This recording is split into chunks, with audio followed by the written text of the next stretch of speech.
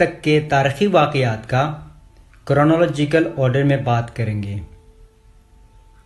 قدیم زمانے میں گلگت بلتستان کو دردستان یا پھر بلورستان کے نام سے جانا جاتا تھا۔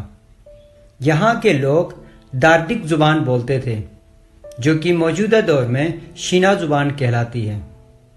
یہ زبان انڈو آرین زبانوں کی سب فیملی کے زمرے میں آتی ہے۔ کئی تاریخی کتابوں میں اس بات کا ذکر ہے کہ داردک یا بلورسٹ کا تعلق شین یا یشکن فیملی سے تھا، اسی لیے موجودہ گلگت بلتستان کے لوگ اپنی پہچان شین یا یشکن سے کرتے ہیں۔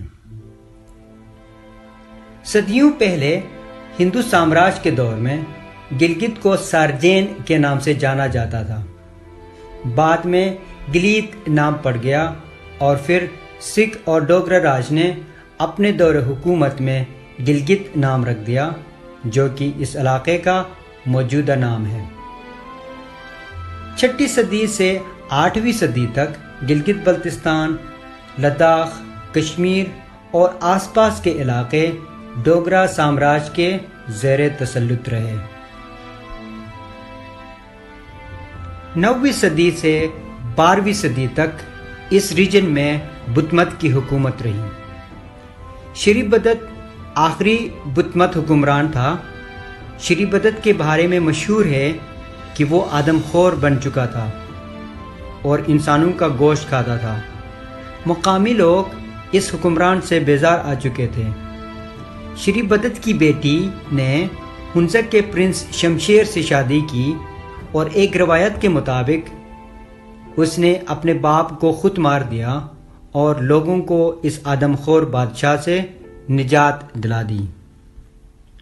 دوسری روایت کے مطابق شمشیر نے شری بدت کی بیٹی کی مدد سے گلگت پر حملہ کر دیا اور شری بدت کو زندہ جلا دیا، اور پھر یوں شمشیر گلگت بلتستان کا پہلا مسلمان حکمران آیا۔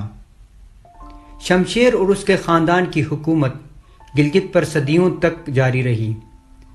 اس کی سلطنت کو تاراکھان سلطنت کے نام سے جانا جاتا تھا۔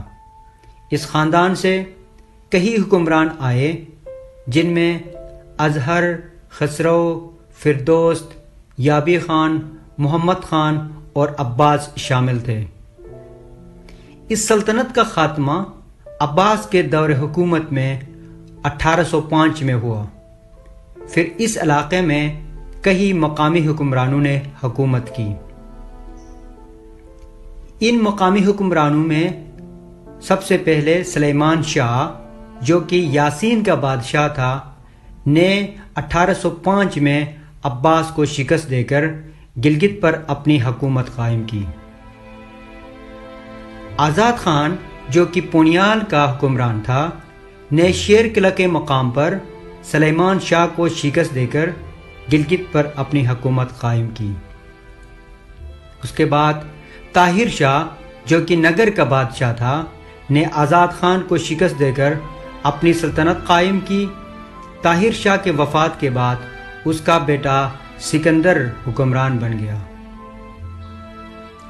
چند سالوں بعد گوہر رحمان، جو کہ یاسین کا حکمران تھا، نے سکندر کو شکست دے کر گلگت پر اپنی حکومت قائم کی۔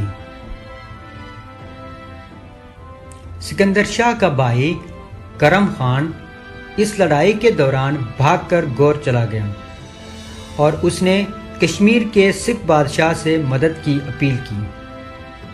کشمیر کے مہاراجا نے اس موقع کو غنیمت جانا اور گلگت پر اپنی فوجیوں کے ساتھ حملہ کر دیا، اور یوں گوہر رحمان کو شکست ہوئی اور گلگت 1842 میں سکھ بادشاہوں کے قبضے میں چلا گیا۔ 1846 میں یاسین کے راجا گوہر امان، جو کہ گوہر رحمان کا بیٹا تھا، نے پھر گلگت پر قبضہ کر لیا اور سکھ سامراج کو شکست دی۔ 1860 میں گوہر امان کے وفات کے بعد سکھوں نے پھر گلگت پر قبضہ کر لیا۔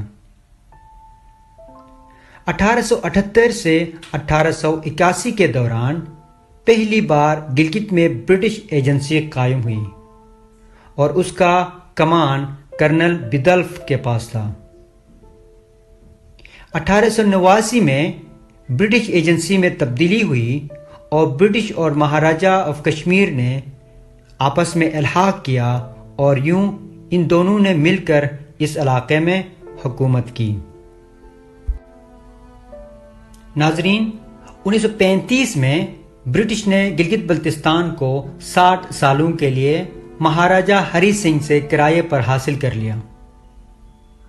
1947 میں جب پاکستان اور انڈیا کی آزادی کا اعلان ہوا تو برٹش نے یہ علاقہ ہری سنگھ کو واپس کر دیا اور مہاراجہ ہری سنگھ نے گنسارا سنگھ کو یہاں کا گورنر مقرر کر دیا۔ جب اکتوبر 1947 کو مہاراجہ ہری سنگھ نے جموں اینڈ کشمیر کو انڈیا کے ساتھ ملانے کا اعلان کیا تو گلگت میں موجود میجر براؤن نے گنسارا سنگھ کو قید کر دیا اور مہاراجہ ہری سنگھ کے خلاف بغاوت کا اعلان کر دیا۔ مقامی لوگوں اور مقامی راجاؤں کی مدد سے گلگت سکاؤٹس نے 1 نومبر 1947 کو مہاراجہ ہری سنگھ کے فوج کو شکست دے کر گلگت بلتستان کی آزادی کا اعلان کر دیا۔ گلگت بلتستان 16 دنوں تک ایک آزاد ریاست کے طور پر برقرار رہا، لیکن 16 نومبر 1947 کو گلگت بلتستان پر پاکستان نے قبضہ کر لیا۔ ناظرین، ہم اپنی اگلی ویڈیو میں 1947 سے 2019 تک گلگت بلتستان کے تاریخی واقعات پر بات کریں گے۔ ہمارے چینل کو سبسکرائب کرنا نہ بھولیے گا۔ آپ سب کا بہت شکریہ۔